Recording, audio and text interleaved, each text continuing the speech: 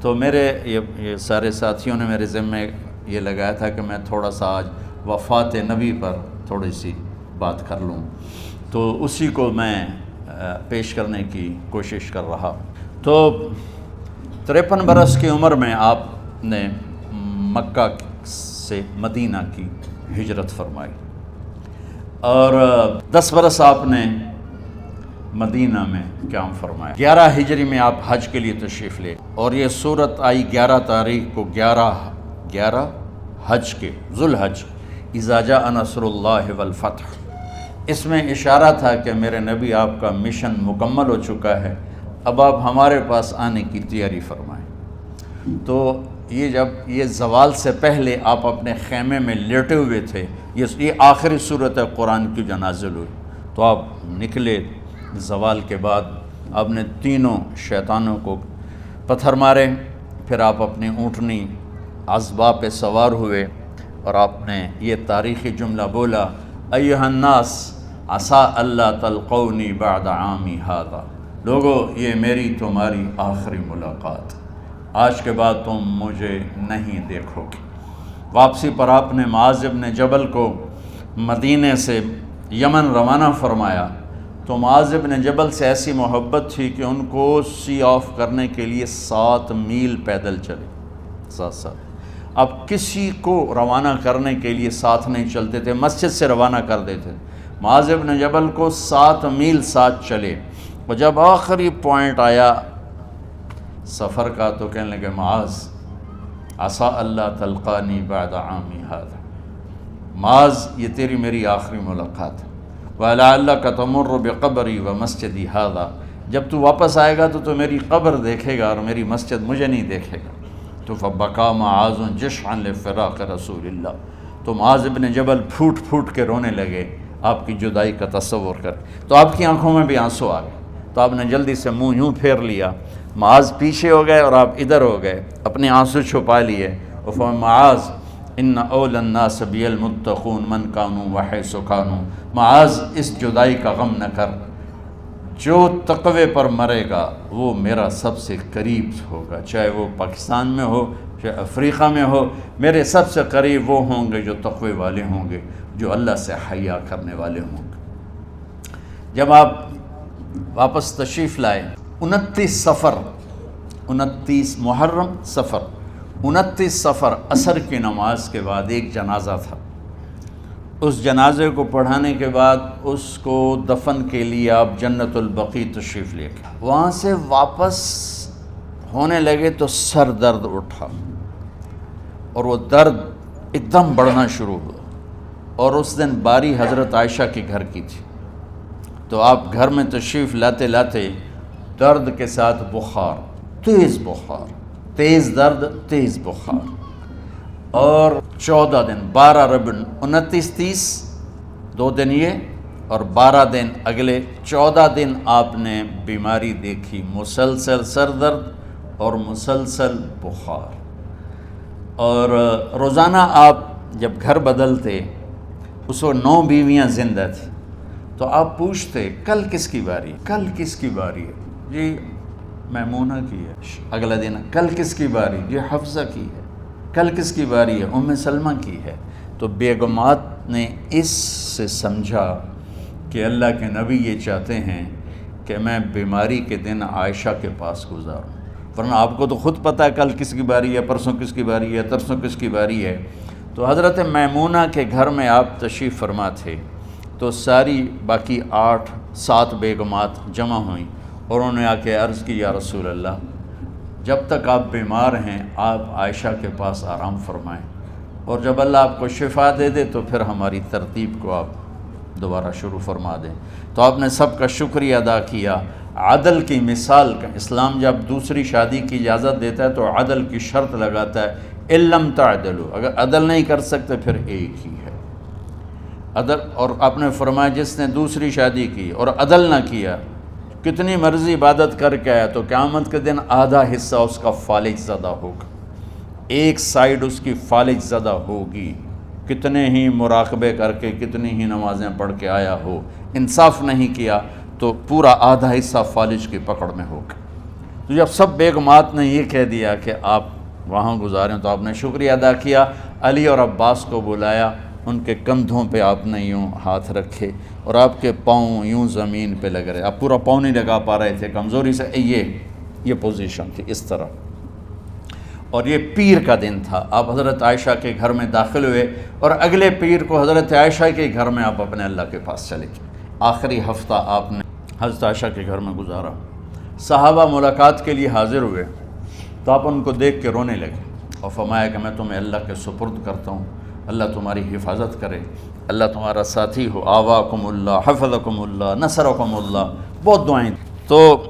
عبداللہ بن مسعود رضی اللہ تعالیٰ عنہ نے پوچھا یا رسول اللہ، لگتا ہے جیسے جانے کا وقت ہے، تو آپ کو غسل کون دے گا؟ تو آپ نے فرمایا میرے اہل بیت۔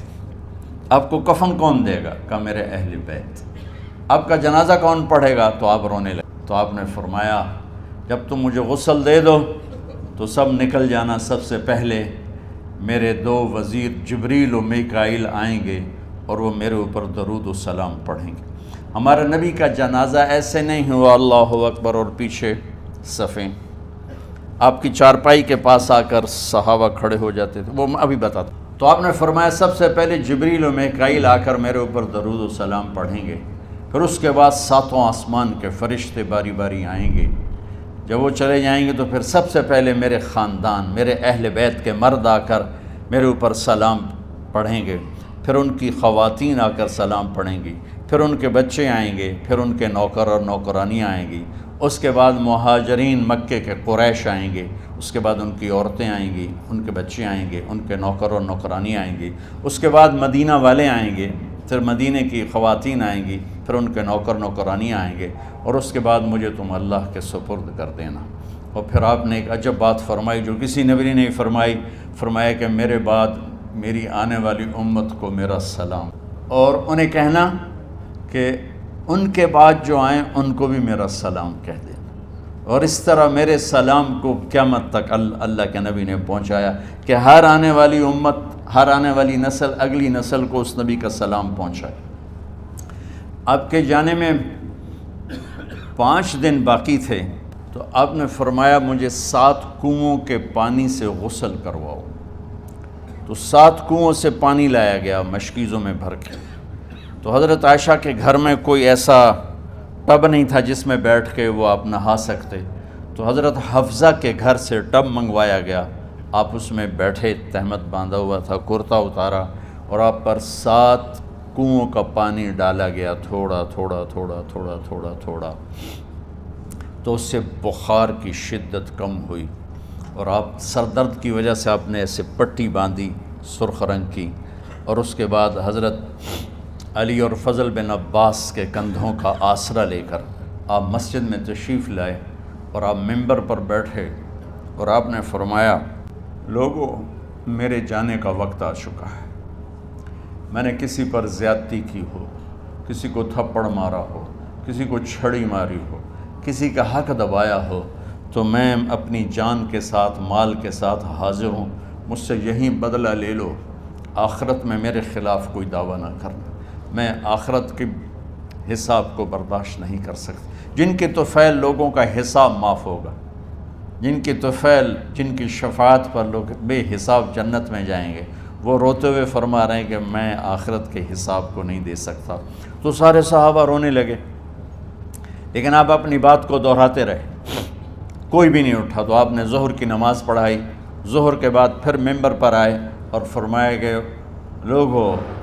یہیں مجھ سے حساب کتاب کر لو، آگے نہ کر، بتاؤ میں نے کسی کا کوئی حق دینا۔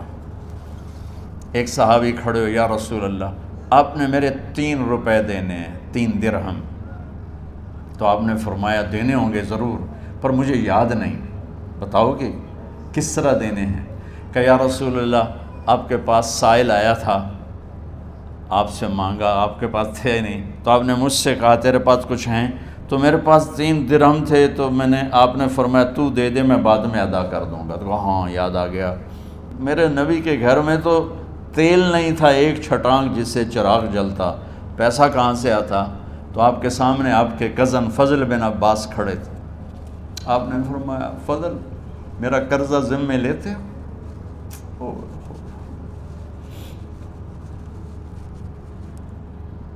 جن کے لیے کائنات سجائی گئی، جنت کی چابیاں جن کو پکڑائی گئیں، جاتے ہوئے 3 روپے دینے کی ہمت نہیں تھی، کہا فضل میرا قرضہ ذمے لیتے ہو؟ کہا جی یا رسول میں اپنے ذمے لیتا ہوں۔ کہا اس سے لے لینا۔ آپ گھر تشریف لے گئے، نماز کے لیے آتے تھے، پڑھاتے تھے۔ جمعرات کو عشاء کی نماز پڑھانے کے لیے اٹھ نہیں سکے، پھر اٹھنے لگے، اٹھ نہیں سکے، گر گئے، پھر اٹھنے لگے، اٹھ نہیں سکے، تو آپ نے فرمایا ابو بکر سے کہو نماز پڑھائے، عشاء کی نماز۔ ابو بکر ذرا پیچھے کھڑے تھے، عمر آگے کھڑے تھے، تو لوگوں نے کہا نماز ہی پڑھاونی ہے، کوئی پڑھا دے، تو انہوں نے حضرت عمر کو آگے کیا، انہوں نے کہا اللہ اکبر۔ جب حضرت عمر کی تکبیر سنی تو آپ نے اندر سے زور سے فرمایا عمر کو پیچھے کرو، ابو بکر کو آگے کرو، میرے رب کا فرمان ہے میرے مصلی پر ابو بکر کے سوا اور کوئی کھڑا نہیں ہو سکتا۔ جمعرات کی عشاء، جمعہ ہفتہ اتوار کی 15 نمازیں اور پیر کی فجر کی